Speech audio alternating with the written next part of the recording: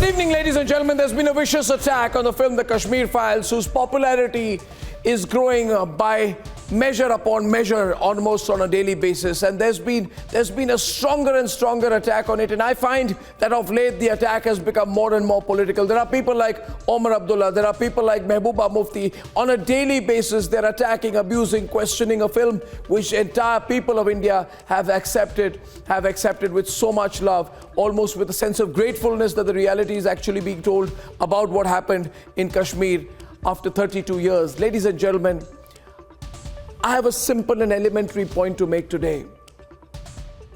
To heal, because people constantly talk about healing. There can be no healing. There can be no reconciliation. There can be no moving on, ladies and gentlemen, unless there is complete and absolute acceptance of the situation. Unless you confront the reality, unless you look the reality in the eye, even if the reality were to be so brutal that it would hurt and stab your conscience, and in fact, in those circumstances even more so, you should look at the reality and reconcile yourself to the truth and then deal with it, and only then, ladies and gentlemen, can there be healing. So I speak tonight, not just to you, but I want this message to go to the people like Omar Abdullah and Mehbooba Mufti. And no, I'm not giving them too much importance. I'd say this to everyone. I'd say this to every individual who has a problem with this film. Accept the reality of the Hindu genocide. Accept the reality that people were targeted because they were Hindus. Accept the reality that women were gang raped and murdered. Accept the reality that judges were shot at and killed. Accept the reality that lakhs of Kashmiri Hindus were removed only because they were Hindu.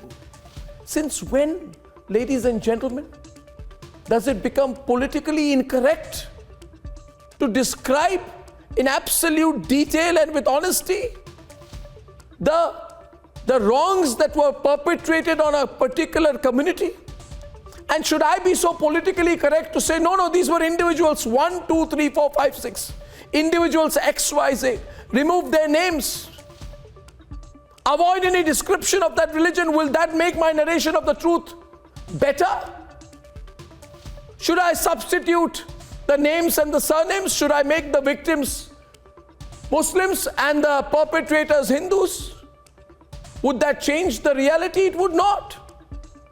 Nobody can question or attribute at any point of time a wrong done by an individual on a religion. No, ladies and gentlemen, it cannot. But it needs to be understood here that telling the truth as it is the first step if we ever want to move on. And if we don't want to move on, which is a choice that some people want to exercise, then the fault will be on people like Omar Abdullah and Mehbooba Mufti. And hence I want to end with a small suggestion. If you want reconciliation in Kashmir, I call upon the people of Kashmir.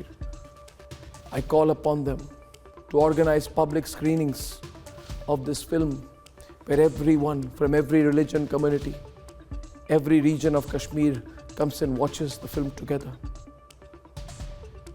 reconciles with the reality, gets angry or cries.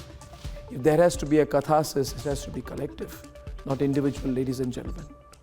Even a catharsis will not stop things or change things. But being in denial certainly will.